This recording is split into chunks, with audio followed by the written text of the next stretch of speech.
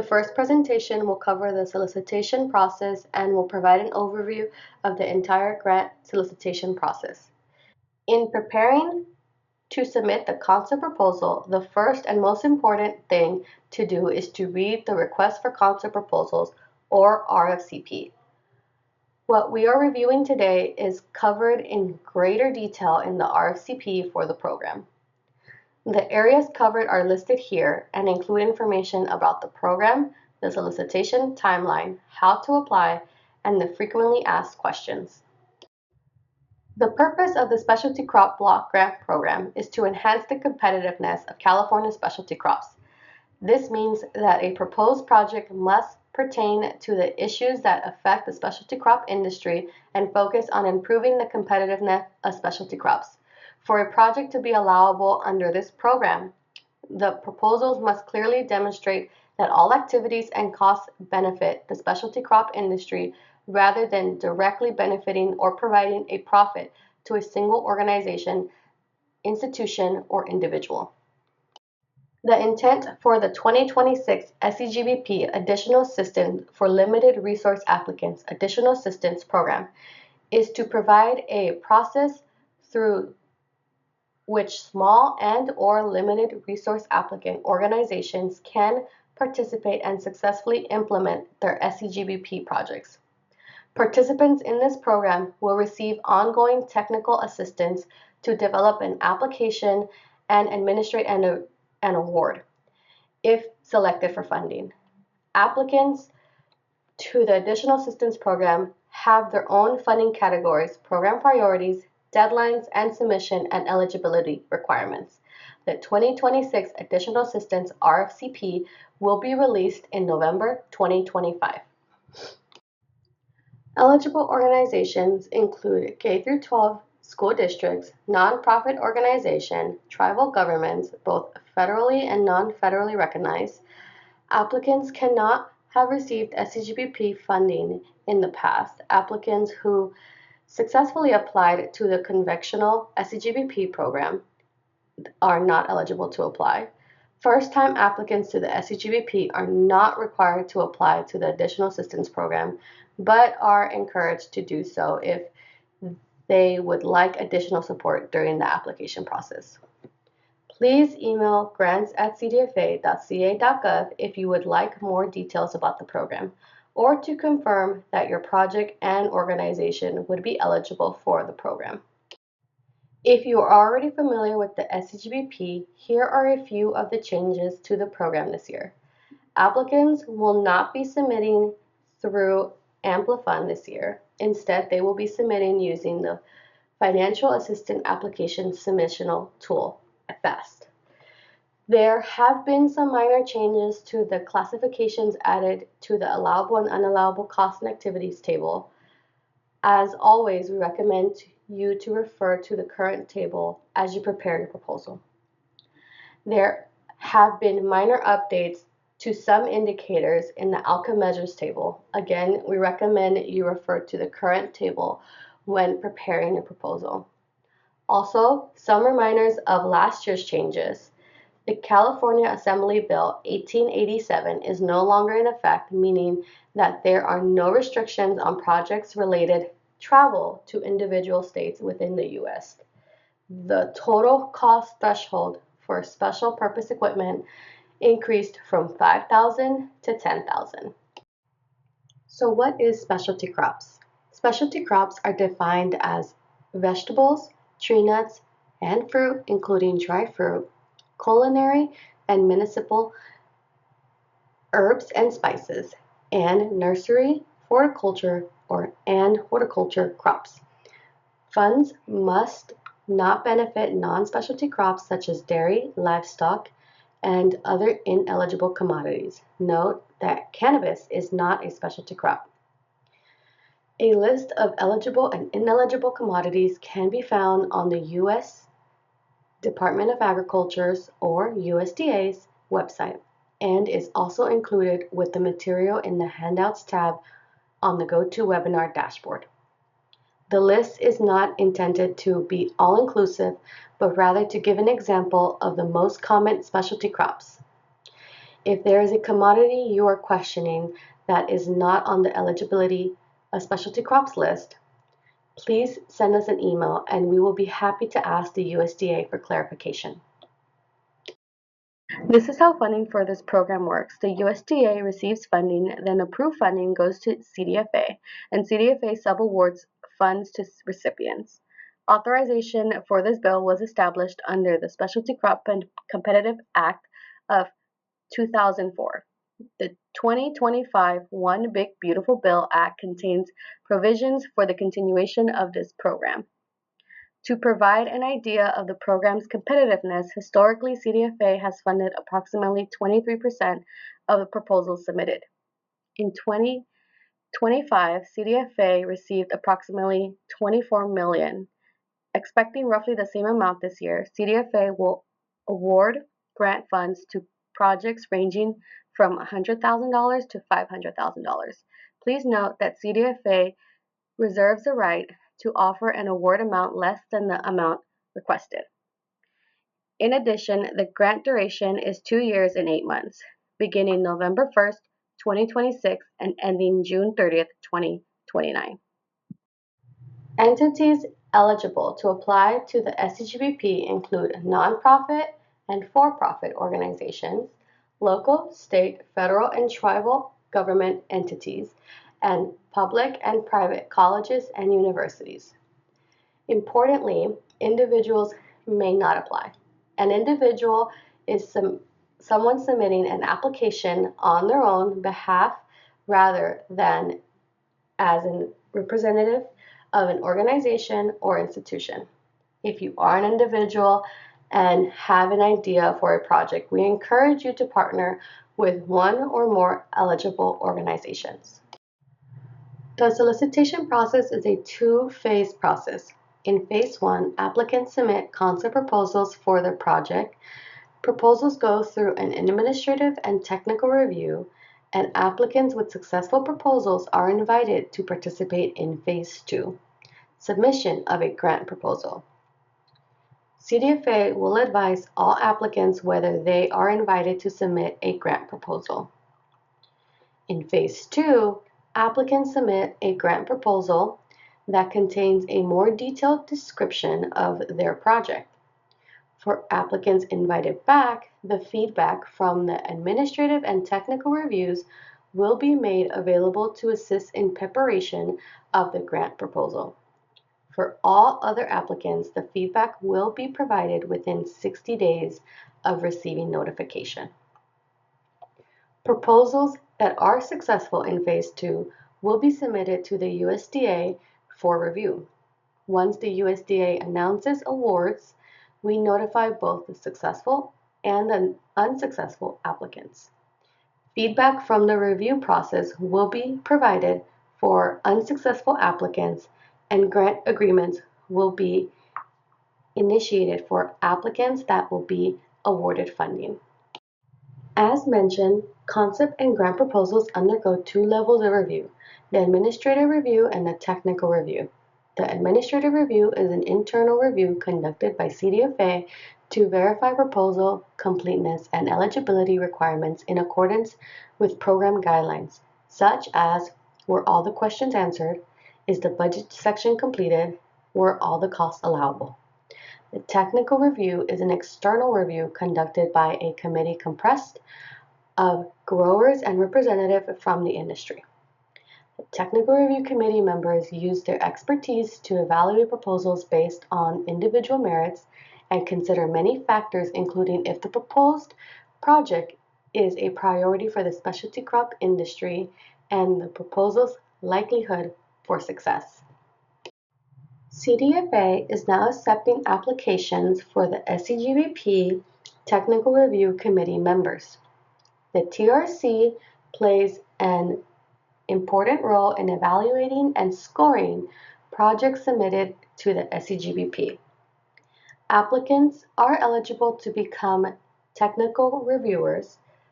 Technical review members are required to notify CDFA of a conflict of interest with any grant applications to ensure that they are recused from reviewing or discussing those specific projects.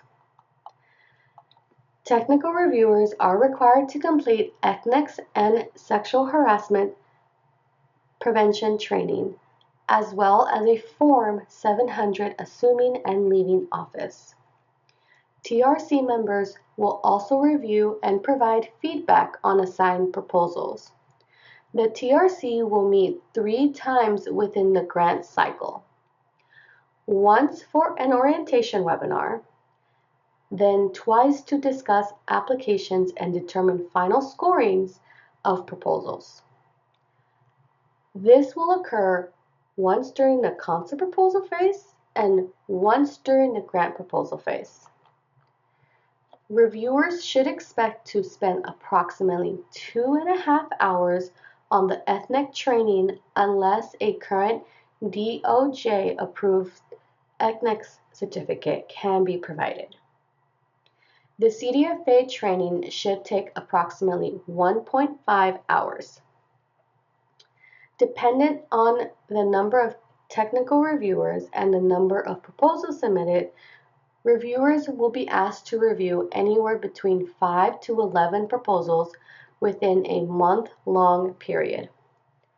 Time spent reviewing proposals can vary anywhere from 20 to 90 minutes per proposal, depending on the funding category selected and the individual reviewer. Benefits of participating include obtaining an inside look at the SCGP selection process and how funding recommendations are selected, contribute to the discussion on what is important and the issues pertaining the California specialty crop industry, and providing potential networking opportunities. Interested individuals need to submit Form 1.1.2 and Form 1.1.2A along with a copy of the resume to grants@cdfa.ca.gov by 5 p.m. on September 15th. The technical reviewer application and instructions are available on the CDFA SCGP website.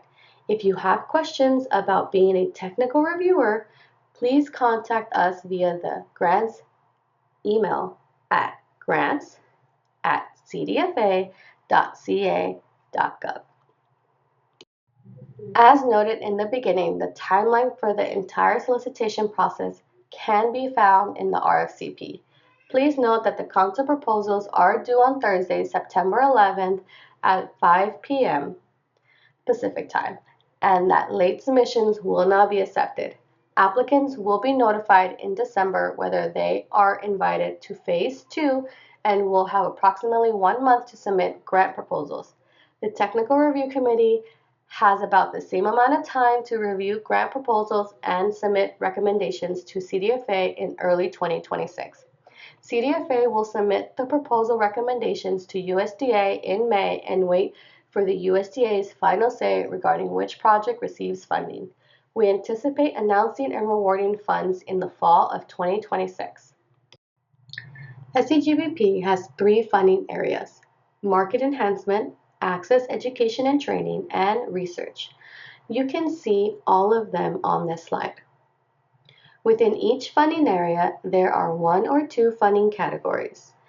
As part of the concept proposal, applicants must select the funding category for which their project is most appropriate. Further, each funding category contains several program priorities. Projects must address at least one of the program priorities listed under the selected funding category. For example, if an applicant determines their project fits best in the research category A, which is environmental stewardship, conservation, and climate smart agriculture, they will need to also select at least one program priority within that category. The program priorities are listed on the next few slides, but more importantly, you can also find them on the RFCP. Within the market enhancement funding area, there is only one funding category, Category A, which is called Grown in California. Proposals submitted to this category should enhance the marketability and long-term competitiveness of specialty crops by leveraging the unique qualities of specialty crops grown in California. In other words, they should highlight the unique qualities and characteristics of specialty crops because they are grown in California. There are 7 program priorities within this funding category. This slide shows the first 4. Here are the remaining 3. Although we won't review the program priorities here, please reference the RFCP and read each one carefully to determine which program priority or priorities are appropriate for your project. The next funding area is Access Education and Training. This funding area has 2 funding categories.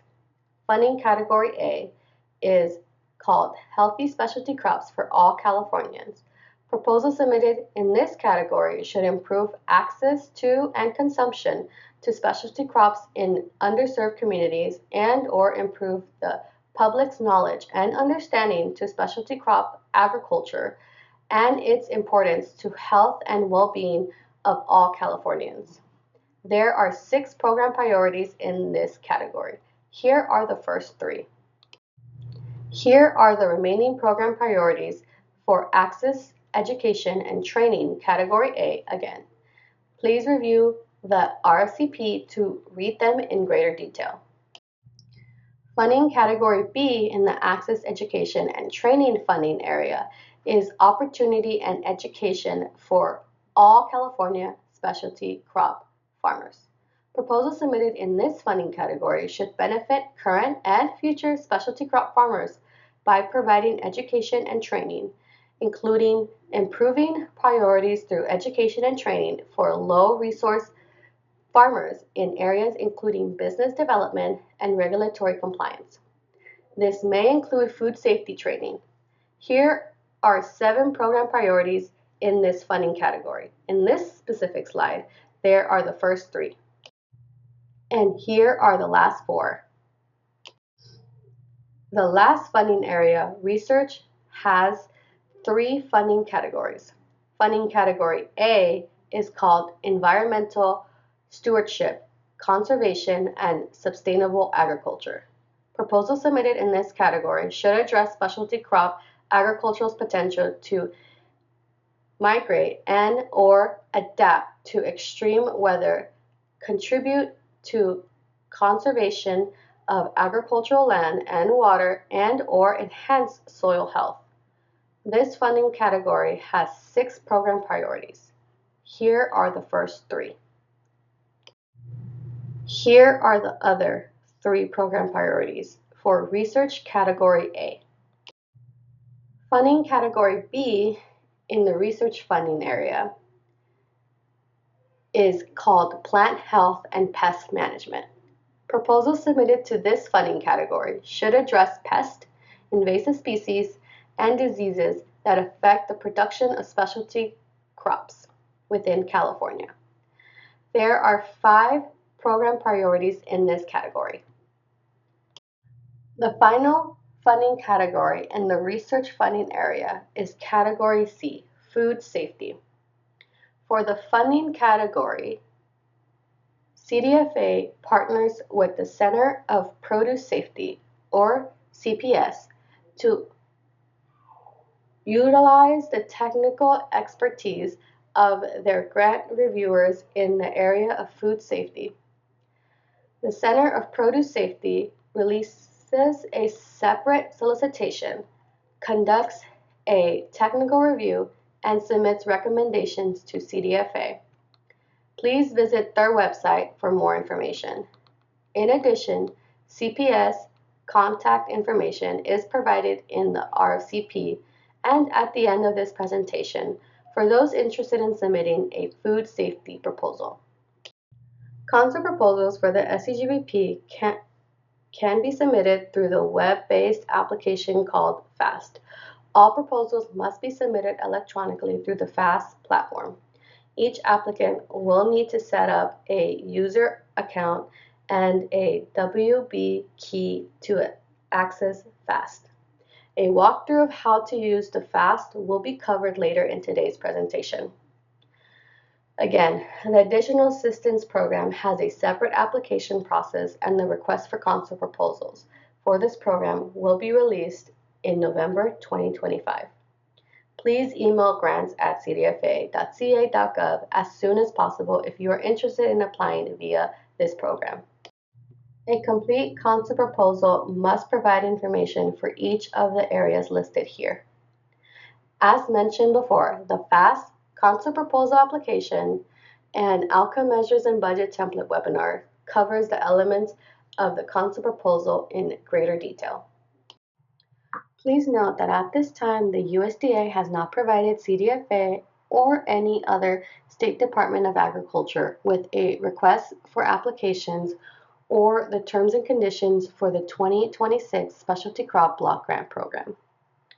If necessary, CDFA will provide and make available a supplement to the RFCP to advise applicants of any changes to the program upon receipt of the USDA's request for applications.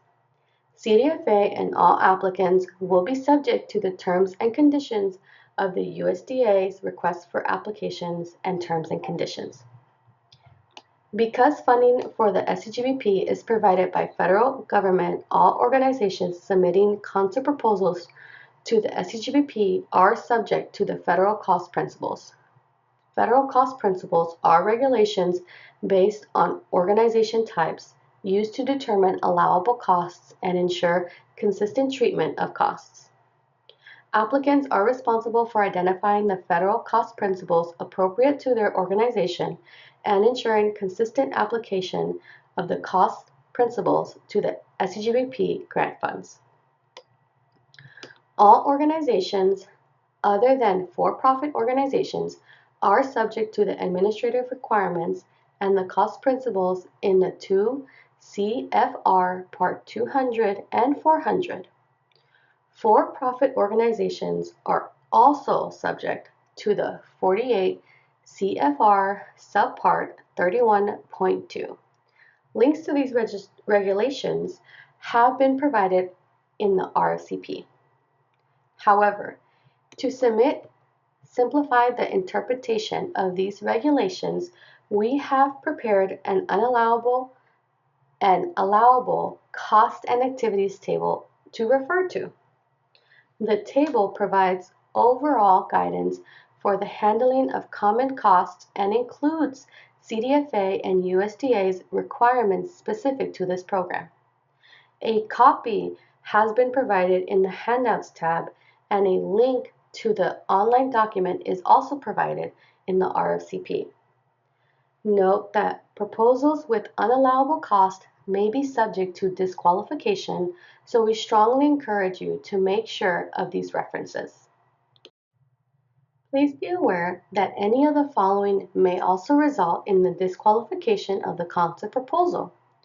Proposals from individual applicants, incomplete proposals including proposals with one or more unanswered questions or only minimal responses, proposals with missing, blank, unreadable, corrupt, or otherwise unusable attachments, proposals with an incorrect attachment file, proposals that include activities outside of the grant duration,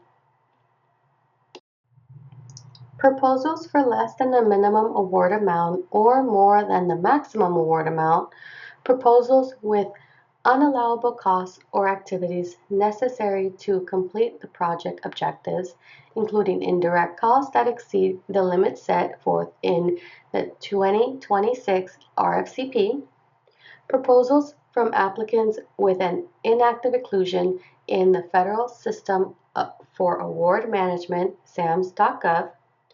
To learn more about registering in SAM or to determine your organization's current status, please visit sam.gov. Proposals submitted outside of the FAST system, proposals that benefit a single individual or organization rather than the specialty crop industry as a whole.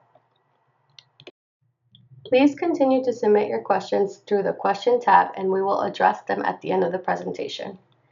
In addition, we will conduct 3 rounds of questions and answers or Q&As.